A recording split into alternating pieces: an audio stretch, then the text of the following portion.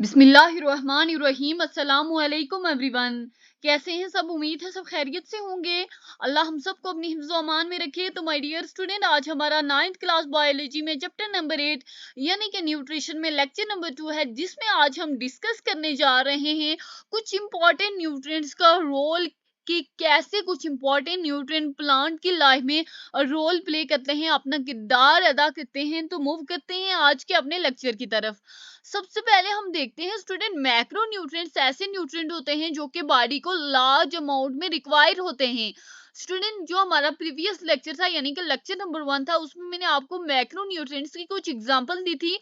Student, अब वो जो एग्जांपल है उन एग्जांपल को मैं आपको डिटेल से बताऊंगी कि वो जो न्यूट्रिएंट्स है, उन वो जो न्यूट्रिएंट है यानी कि फास्फोरस हो गए और जो एलिमेंट है, ये न्यूट्रिएंट कैसे प्लांट की बॉडी में डिफरेंट किस्म के रोल्स प्ले करते हैं। सबसे पहले हम देखते हैं फास्फोरस को। स्टूडेंट, जो फास्फोरस है, ये एक ऐसा न्यूट्रिएंट है जो कि एटीपी का एक इंपॉर्टेंट कंपोनेंट कंसीडर किया जाता है। Phosphorus is the important component of ATP. ये सबसे पहली इंपॉर्टेंट फास्फोरस की क्या हुई कि फास्फोरस किसका इंपॉर्टेंट कंपोनेंट है?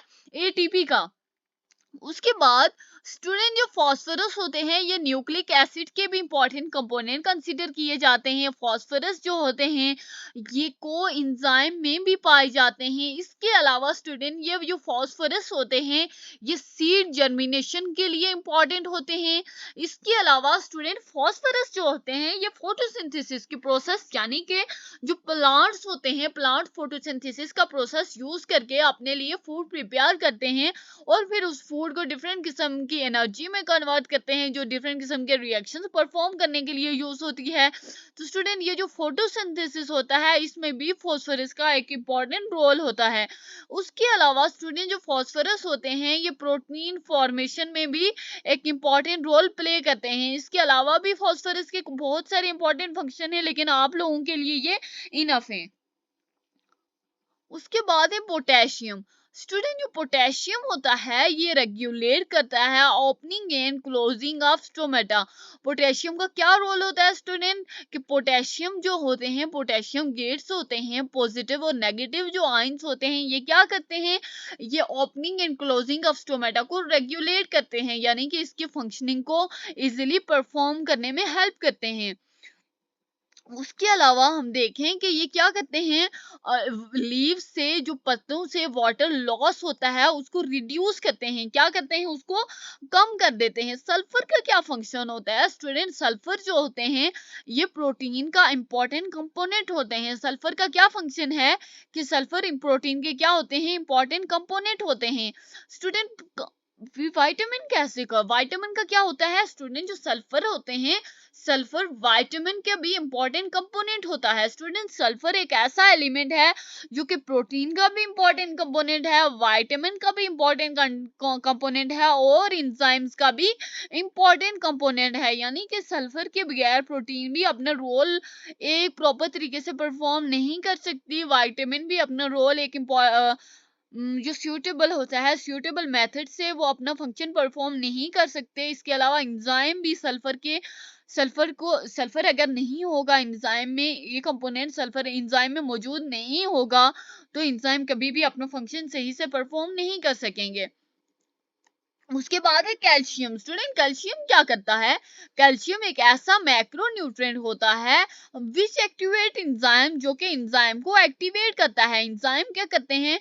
डिफरेंट किस्म के केमिकल रिएक्शन को कैटालाइज करते हैं और इन एंजाइम को एक्टिवेट कौन करता है? इन एंजाइम को मैक्रो न्यूट्रिएंट एक्टिवेट करते हैं, और वो कौन सा मैक्रो न्यूट्रिएंट है? वो है कैल्शियम। उसके अलावा स्टूडेंट, जो कैल्शियम होता है, ये सेल्स में वाटर की मूवमेंट भी असर अंदाज होता है। कैल्शियम का क्या रोल होता है? कैल्शियम सेल में वाटर की मूवमेंट को भी असर अंदाज करता है, वाटर की मूवमेंट पे भी असर करता है। यानी कि अगर हम इन्फ्लुएंस वाटर मूवमेंट की बात करें, तो हम क्या कहेंगे कि रेगुलेट करता है वाटर मूवमेंट को, कि कैसे वाटर मूव करेगा एक सेल की बॉडी से दूसरे सेल की बॉडी में। तो इस चीज को कौन रेगुलेट करता है, कौन इन्फ्लुएंस करता है? कैल्शियम। उसके बाद है माइक्रोन्यूट्रिएंट। सबसे पहला माइक्रोन्यूट्रिएंट है हमारे पास आयरन। स्टूडेंट आयरन क्या करते हैं? आयरन फोटोसिंथेसिस के लिए इंपॉर्टेंट होते हैं। इसके अलावा आयरन क्या करते हैं? ये बहुत सारे एंजाइम्स को एक्टिवेट करते हैं। क्या करते हैं? आयरन बहुत सारे एंजाइम्स को एक्टिवेट करते हैं। मोलिब्डेनम का क्या फंक्शन होता है कि ये क्या करते हैं? एंजाइम के इंपॉर्टेंट कंपोनेंट होते हैं जो कि नाइट्रेट को किस में रिड्यूस करते हैं? अमोनिया में रिड्यूस करते हैं। स्टूडेंट किसके एंजाइम किसके वो कंपोनेंट होते हैं? एंजाइम के कंपोनेंट होते हैं जो कि किसको रिड्यूस करते हैं? Which element play a role in the reduction of nitrates to ammonia? तो ये मोलिब्डेनम ऐसे कंपोनेंट होते हैं एंजाइम के जो कि नाइट्रेट को अमोनिया में रिड्यूस करते हैं। स्टूडेंट ये जो माइक्रो न्यूट्रिएंट होते हैं ये क्या करते हैं? ये अमाइनो एसिड को भी बिल्ड करने में इंपॉर्टेंट होते हैं। माइक्रोन्यूट्रिएंट बोरॉन की बात करें तो स्टूडेंट बोरॉन क्या करते हैं? शुगर ट्रांसपोर्ट में इंपॉर्टेंट होते हैं, सेल डिवीजन में इंपॉर्टेंट होते हैं और सर्टेन एंजाइम को सिंथेसाइज भी करते हैं। बोरॉन का सबसे पहला फंक्शन क्या कहा मैंने आपको स्टूडेंट कि ये शुगर ट्रांसपोर्ट में इंपॉर्टेंट होते हैं। बोरॉन सबसे पहला फंक्शन क्या है बोरॉन का? कि ये शुगर ट्रांसपोर्ट में इन्वॉल्व होते हैं। दूसरा फंक्शन क्या है बोरॉन का? कि ये सेल डिवीजन में इंपॉर्टेंट होते हैं। उसके अलावा अगर हम बोरॉन के लास्ट थर्ड फंक्शन की बात करें तो बोरॉन कौन से फंक्शन में इन्वॉल्व होते हैं? ये बहुत सारे एंजाइम को सिंथेसाइज भी करते हैं। कॉपर एक और माइक्रो न्यूट्रिएंट आ गया। अब देखते हैं कॉपर का क्या फंक्शन है। कॉपर बहुत सारे एंजाइम का कंपोनेंट होता है। कॉपर एक ऐसे माइक्रो न्यूट्रिएंट होते हैं, कॉपर एक ऐसा माइक्रो न्यूट्रिएंट होता है जो कि बहुत सारे एंजाइम्स का इंपॉर्टेंट कंपोनेंट भी कंसीडर किया जाता है। Micro nutrient manganese. स्टूडेंट ये जो होते हैं ये फोटोसिंथेसिस में जो एंजाइम काम करते हैं, फोटोसिंथेसिस में जो एंजाइम डिफरेंट किस्म के रोल परफॉर्म करते हैं, डिफरेंट किस्म के फंक्शन परफॉर्म करते हैं। स्टूडेंट ये जो मैग्नीज होता है ये क्या करता है? ये एक ऐसा माइक्रो न्यूट्रिएंट होता है जो कि एंजाइम एक्टिविटी में इन्वॉल्व होता है। कौन सी एंजाइम एक्टिविटी में? वो एंजाइम एक्टिविटी जो कि फोटोसिंथेसिस का फंक्शन परफॉर्म करने के लिए, फोटोसिंथेसिस का फंक्शन सुटेबल मेथड से परफॉर्म करने के लिए इन्वॉल्व होते हैं। कौन से एंजाइम? उन एंजाइम एक्टिविटी में इन्वॉल्व होती हैं जो एंजाइम फोटोसिंथेसिस का फंक्शन परफॉर्म करने में इन्वॉल्व होते हैं। उसके अलावा मैग्नीज का एक और इंपॉर्टेंट फंक्शन है रेस्पायरेशन। यानी कि स्टूडेंट अगर हम रेस्पायरेशन की बात करें, सेलुलर रेस्पायरेशन की बात करें तो स्टूडेंट ये जो रेस्पायरेशन होता है इसमें कौन से माइक्रो न्यूट्रिएंट इन्वॉल्व होते हैं? मैग्नीज इन्वॉल्व होते हैं। उसके अलावा ये जो मैग्नीज होते हैं ये नाइट्रोजन मेटाबॉलिज्म में भी एक इंपॉर्टेंट रोल प्ले करते हैं। क्या करते हैं? ये जो मैग्नीज होते हैं ये नाइट्रोजन मेटाबॉलिज्म में भी एक इंपॉर्टेंट रोल प्ले करते हैं। तो मैग्नीज का पहला फंक्शन हमने क्या देखा कि एंजाइम एक्टिविटी में इन्वॉल्व होते हैं। कौन सी एंजाइम एक्टिविटी? जो कि फोटोसिंथेसिस का फंक्शन परफॉर्म करने में इन्वॉल्व होती है। उसके अलावा रेस्पायरेशन में इन्वॉल्व होते हैं। और हमारा थर्ड फंक्शन क्या है मैग्नीज का? कि ये नाइट्रोजन मेटाबॉलिज्म में भी इंपॉर्टेंट होते हैं।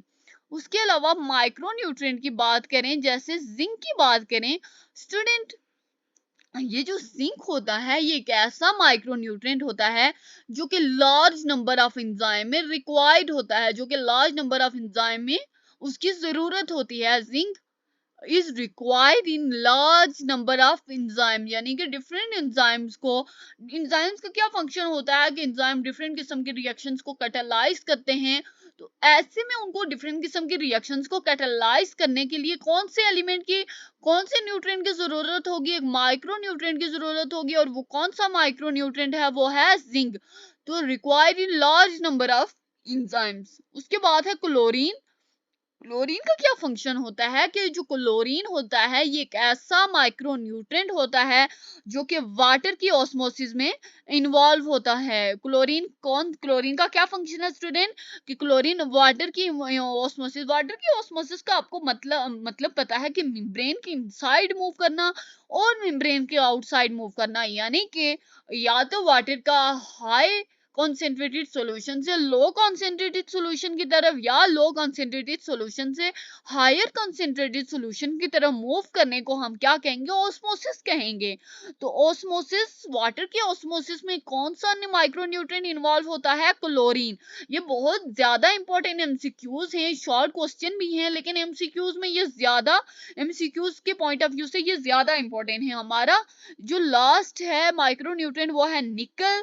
निकल का क्या फंक्शन होता है कि निकल जो होता है, निकल नाइट्रोजन मेटाबॉलिज्म में इन्वॉल्व होता है। किस में इन्वॉल्व होता है? नाइट्रोजन मेटाबॉलिज्म में इसकी जरूरत होती है। थैंक्स फॉर वॉचिंग, मिलते हैं नेक्स्ट वीडियो में।